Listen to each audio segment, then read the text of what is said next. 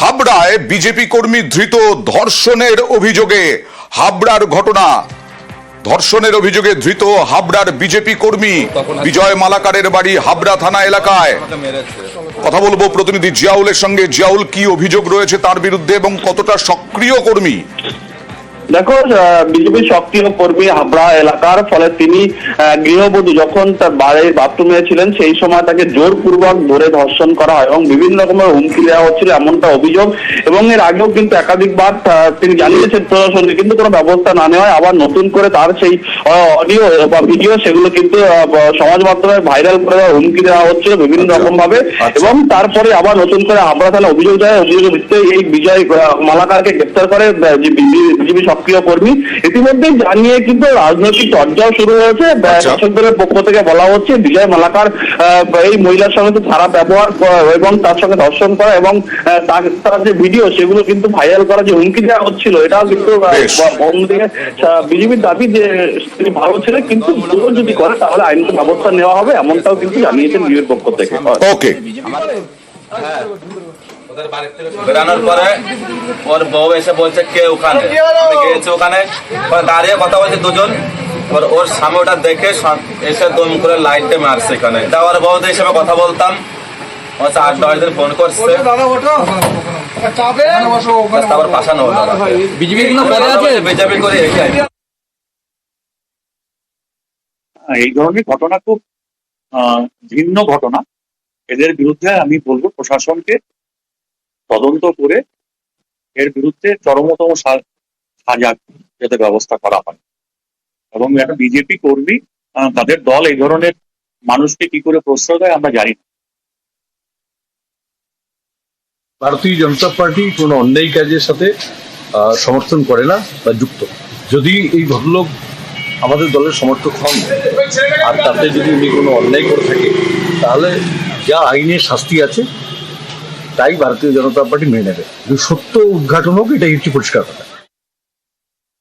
এই বিধানসভা ভোট আর সেই বিধানসভা ভোটে আরো বিভিন্ন কৌশল নিচ্ছে তৃণমূল কংগ্রেস। তৃণমূলের পক্ষ থেকে বলা হচ্ছে, জানা যাচ্ছে সূত্র মারফত, যে বুথ ভিত্তিক, একেবারে বুথ ভিত্তিক লড়াই, বুথ ভিত্তিক, বুথ যার জয় তার। 26-এর টার্গেটে নয়া ফর্মুলা তৃণমূলের, বুথ যার জয় তার। 80,000-এর ওপরে বুথ, সেই 80,000-এর ওপরে বুথকেই গুরুত্ব দিতে চলেছে তৃণমূল কংগ্রেস। সরাসরি চলে যাব প্রতিনিধি আবিরের কাছে। বুথ যার জয় তার, এই পুরোটা জানতে চাইবো আবির। প্রথমত হচ্ছে যে নির্বাচনে জয় পাওয়ার ক্ষেত্রে একেবারে সংগঠনের নিচুতলা যে সমস্ত কর্মীরা কাজ করেন তাদের ভূমিকা সব থেকে বেশি থাকে। তার কারণ হচ্ছে বুথ স্তরের যারা নেতা কর্মী বা সংগঠনের দায়িত্ব যারা রয়েছেন তারাই সব থেকে ভালো বলতে পারবেন যে প্রত্যেকটা এলাকা ভিত্তিক জায়গাতে, বাড়ি বাড়ি ভিত্তিক তাদের যে জনসংযোগ কর্মসূচি তারা চালান তার পরিধি কি থাকে বা তার ভিত্তিতে তারা কিভাবে এগোতে পারেন। লোকসভা নির্বাচনের ফল হিসাব করে তৃণমূল কংগ্রেস দেখেছে রাজ্যের প্রায় 15 থেকে 20,000-এর মতো বুথ রয়েছে যেখানে তৃণমূল কংগ্রেস পিছিয়ে রয়েছে। এবং এর কারণ ব্যাখ্যা করতে গিয়ে তারা যেটা মনে করছেন সেটা হচ্ছে সেখানে যারা দায়িত্বপ্রাপ্ত ব্যক্তিরা রয়েছেন তাদের কোথাও একটা দূরত্ব তৈরি হয়েছে এবং এই পিছিয়ে থাকার জায়গাটি ধারাবাহিকভাবে গত বেশ কতগুলি নির্বাচনে লক্ষ্য করতে পারা গেছে। বহু লোকসভা রয়েছে যেখানে তৃণমূল কংগ্রেস জয়লাভ করেছে, যদিও তার মধ্যে থাকা বিধানসভার একাধিক বুথেও পিছিয়ে রয়েছে। ফলে এই যে বুথভিত্তিক বিভিন্ন তালিকা, বুথে পিছিয়ে থাকার তালিকা, একদম আলিপুরদুয়ার থেকে শুরু করে কাকদ্বীপ পর্যন্ত তার এটা সম্পূর্ণ তৈরি করা হয়েছে এবং তাকে ভিত্তি করে বিভিন্ন বুথের জন্য কৌশল নিয়ে এগোনোর কাজ শুরু করছে হচ্ছে তৃণমূল কংগ্রেস। তুমি জানো যে ইতিমধ্যে পূর্ব মেদিনীপুর, মালদা, রানাঘাটের যে ফল তা নিয়ে প্রশ্ন তোলা হয়েছে। আবার বুথের যারা কর্মীরা রয়েছেন তাদেরকে বাড়ি বাড়ি গিয়ে জনসংযোগের নির্দেশও দেওয়া হয়েছে। ফলে বুথকে শক্তিশালী করার যে প্রক্রিয়া তা ইতিমধ্যে জেলা স্তর থেকে শুরু করার নির্দেশ এবং তারই ভিত্তিতে বুথ কর্মী সম্মেলন পুনরায় শুরু হতে চলেছে বা এই ধরনের জনসংযোগের ক্ষেত্রে ওই সম্মেলনকে জোর দিয়ে এগোতে পারে এমনই একটা ফর্মুলা নিয়ে এগোচ্ছে তৃণমূল কংগ্রেস। বেশ,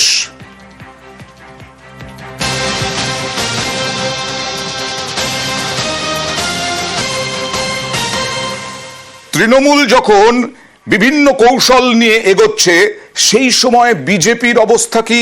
বিজেপি কোচবিহারের অবস্থা দেখায়। বিজেপির কোচবিহারে মণ্ডল সভাপতি এখনো পর্যন্ত নির্বাচিত হতে পারেনি। কোচবিহারে কোণঠাসা পদ্ম, এটাই এখন রাজনৈতিক বিশ্লেষকদের মধ্যে আলোচনা। কটা মণ্ডল সভাপতি, হওয়ার কথা কজন আর হয়েছেন কজন? জেলার অধিকাংশ বুথ কমিটি তৈরি হয়নি কেন? কি সমস্যা? 43 জনের মধ্যে 18 জন মন্ডল সভাপতি হয়েছেন। শুভঙ্কর, কি সমস্যা হচ্ছে বিজেপিতে? হ্যাঁ অনিন্দা, তোমাকে বলে রাখি, দেখো কোচবিহারে কিন্তু বিজেপির একটি সংগঠন ভালোই ছিল 2019 সালের লোকসভা নির্বাচন এবং পরবর্তীতে 2021 সালের বিধানসভা নির্বাচনে বিজেপি ভালো ফল করেছিল। কিন্তু গত 2024 সালের লোকসভা নির্বাচনে কোচবিহারে তৃণমূল জয়ী হয় এবং বিজেপি পরাজিত হয়। এরপরেই কিন্তু সংগঠনের ধস নামে। জেলার বিভিন্ন গ্রাম পঞ্চায়েতগুলো দখল করতে শুরু করে তৃণমূল। বহু বিজেপি কর্মী তারা নিষ্ক্রিয় হয়ে পড়ে, তারা বসে যায় এবং এরপরই বিজেপির যে বুথ কমিটি এবং মন্ডল কমিটি গড়তে গিয়ে সমস্যায় পড়তে হয় বিজেপির জেলা নেতৃত্বতে। বহু জেলায় 2298টি বুথের মধ্যে অধিকাংশ বুথেই বুথ কমিটি গড়তে পারেনি। পাশাপাশি 43টি মন্ডল কমিটি রয়েছে কোচবিহারের সাংগঠনিক জেলায়, তার মধ্যে 25টি মন্ডলের সভাপতি করে নির্বাচন করতে পেরেছে, বাকি 18টিতে এখনো করতে পারেনি। যদিও গোটা বিষয়টি নিয়ে বিজেপির কোচবিহার জেলার দেখা যাক কিভাবে বিজেপি এর থেকে বেরিয়ে আসতে পারে। যেহেতু সাংগঠনিক কাজ আমাদের দীর্ঘদিন ধরেই চলছে, যে আমাদের মেম্বারশিপের কাজ হয়ে গেল, মেম্বারশিপের কাজ হওয়ার পরে আমাদের মন্ডল সভাপতি 25 জন অলরেডি হয়ে গেছে, 18 জন বাকি আছে। এখন জেলা প্রেসিডেন্ট ঘোষণা হয়ে গেছে। এখন আমরা যতটা পারি তাড়াতাড়ি আমরা সাংগঠনিক আমাদের যে মন্ডল যেগুলো বাকি আছে সেই মন্ডলগুলো আমরা ঘোষণা করে কমিটি তৈরি করার প্রয়াস আমরা চালাবো।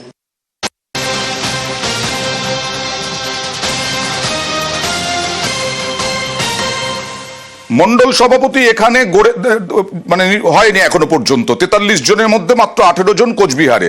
আর এখানে বিষ্ণুপুরে, বাঁকুড়ার বিষ্ণুপুরে মন্ডল সভাপতিকে নিয়েই প্রকাশ্যে একেবারে বিক্ষোভ দেখাচ্ছেন বিজেপির এক অংশের নেতৃত্ব, এক অংশের কর্মী।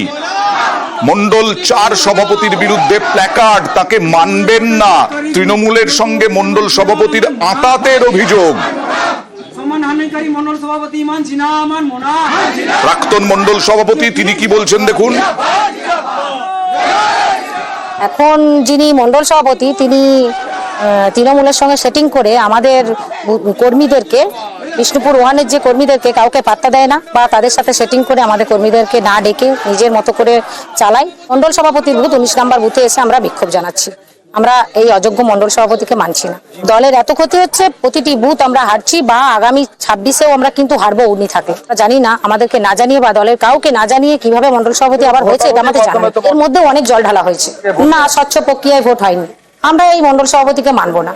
সরাসরি চলে যাব দেবব্রতর কাছে। দেবব্রত, গত লোকসভা নির্বাচনের আগে থেকে দেখছি বাঁকুড়া নিয়ে একটা সমস্যা রয়েছে বিজেপির। এই যে বিষ্ণুপুর 4 মন্ডল সভাপতির বিরুদ্ধে অভিযোগ, কেন তৃণমূলের সঙ্গে আঁতাতের অভিযোগ করছেন?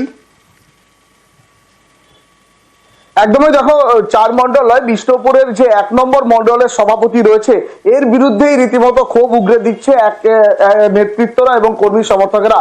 তাদের দাবি এই মন্ডল সভাপতির সঙ্গে তৃণমূলের আঁতাত রয়েছে এবং নিচু লেভেলের যে কর্মীরা রয়েছে তাদের সঙ্গে ভালো সম্পর্ক নেই, সুসম্পর্ক নেই। এই মন্ডল সভাপতি থাকলে আগামী যে বিধানসভা নির্বাচন তাতে ফল খারাপ হতে পারে বিজেপির। এছাড়াও তারা অভিযোগ করছে যে এই যে মন্ডল সভাপতি নির্বাচন হয়েছে, ভোটাভুটির মধ্য দিয়ে মন্ডল সভাপতি এবার নির্বাচন হয়েছে, সেই ভোটাভুটিতেও কারচুপি হয়েছে, এমনটাও কিন্তু অভিযোগ করছে যে নেতারা রয়েছেন, অর্থাৎ সক্রিয় কর্মীরা রয়েছে বিজেপির, তারা যে কারণে এই যে মন্ডল সভাপতি অর্থাৎ অরিজিৎ মন্ডল, মন্ডল 1-এর সভাপতি, তার বুথে গিয়েই এই বিক্ষোভ এবং কর্মসূচি, সেখানে গিয়েই সভা করে রীতিমতো বিক্ষোভ দেখাতে থাকে প্ল্যাকার্ড হাতে নিয়ে। তাদের দাবি এই মন্ডল সভাপতিকে মানছি না, সভাপতি তার বিরুদ্ধে অভিযোগ। আর মন্ডল 1-এর সভাপতি, মন্ডল সভাপতি তিনি কি বলছেন? তিনি চক্রান্তের গন্ধ পাচ্ছেন, দেখুন।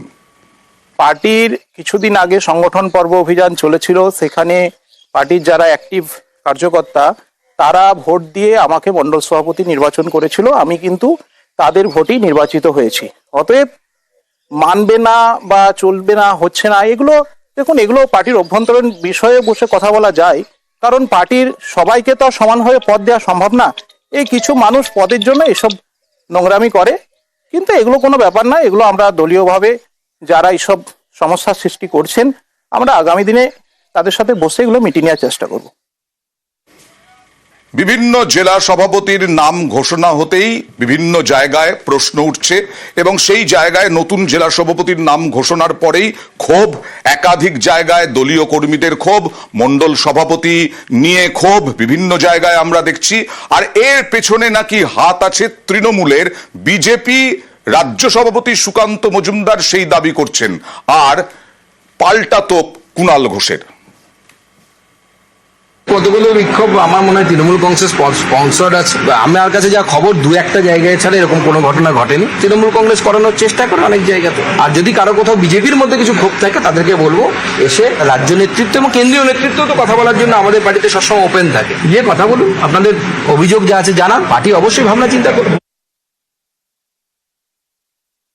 সভাপতি ঘোষণা হচ্ছে বিজেপির, মানছে না বিজেপি, বিক্ষোভ দেখাচ্ছে বিজেপি, বলছে তৃণমূল। তাহলে তৃণমূলের এত ক্ষমতা যে বিজেপির মধ্যে ঢুকে তাদের সংগঠনটা তৃণমূল কর্মীরা স্থানীয় তারা চালান। দিলীপ ঘোষ বনাম সুকান্ত মজুমদার, দিলীপ ঘোষ বনাম শুভেন্দু অধিকারী, শুভেন্দু অধিকারী বনাম সুকান্ত মজুমদার।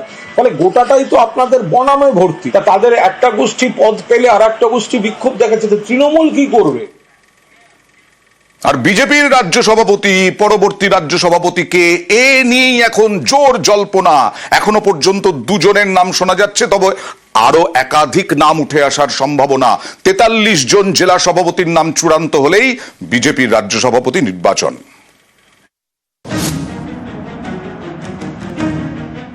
বছর ঘুরলেই রাজ্যে বিধানসভা নির্বাচন, তার আগে রাজ্য বিজেপির সাংগঠনিক নির্বাচন, জেলা সভাপতি ঘোষণার পর রাজ্য সভাপতি নির্বাচন।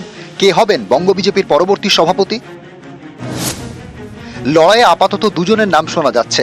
বর্তমান রাজ্য সভাপতি সুকান্ত মজুমদার, পুরুলিয়ার সাংসদ জ্যোতির্ময় সিং মাহাতো। এছাড়াও একাধিক নাম উঠে আসার সম্ভাবনা। বিজেপির রাজ্য সভাপতি নির্বাচনে সব জেলা সভাপতির ভোট মাস্ট, এটাই নিয়ম। এ রাজ্যে বিজেপি 43টি সাংগঠনিক জেলা।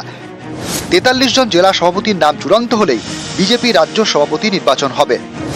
সম্প্রতি 25 জেলা সভাপতির নাম ঘোষণা করেছে বঙ্গ বিজেপি। নিয়ম অনুযায়ী 22 জন জেলা সভাপতির নাম ঘোষণা হলেই রাজ্য সভাপতি নির্বাচনের প্রস্তুতি শুরু করা যায়। সেই অনুযায়ী এগোচ্ছে বঙ্গ বিজেপি। 25টি জেলা সভাপতি ঘোষণা হয়ে গেছে আমাদের সংবিধান, সেই সংবিধান অনুসারে এটা 50%-এর বেশি, অতএব পশ্চিমবঙ্গ নির্বাচিত রাজ্য সভাপতি পেতে পারে। রাজ্য সভাপতি এই প্রক্রিয়াতে কেন্দ্রীয় নেতৃত্বের সিদ্ধান্তের উপর নির্ভর করে, উপর থেকে নির্দেশ এলেই নমিনেশন হবে। রবিবার সল্টলেকের অফিসে বৈঠক করে রাজ্য বিজেপি নেতৃত্ব। জেলা সভাপতি পদে পুরনো সৈনিকদের গুরুত্ব দেওয়ার পক্ষে অনেকে সওয়াল করেন, কিন্তু রাজ্য সভাপতি নির্বাচনের ক্ষেত্রে কোন কোন বিষয় ফ্যাক্টর হবে? ভোটমুখী বাংলায় কে হবেন বিজেপির ক্যাপ্টেন? ক্যাপ্টেন পরিবর্তন হয়, কখনো পরিবর্তন হয় না, কখনো ক্যাপ্টেন দুটো টার্ম করে, কিন্তু কাজ একই থাকে, কাজ কোনো পরিবর্তন হয় না। আমরা বিভিন্ন প্রপোজাল বানিয়ে কি ধরনের বৈঠক উনি করবেন তা আমরা পাঠালাম। উনি 29 তারিখ রাত্রিবেলা কলকাতায় নামবেন, 30 তারিখ আমাদেরকে সময় দেবেন, একদিন। হ্যাঁ, পুরো সাংগঠনিক। সুস্মিতা মণ্ডল, নিউজ 18 বাংলা।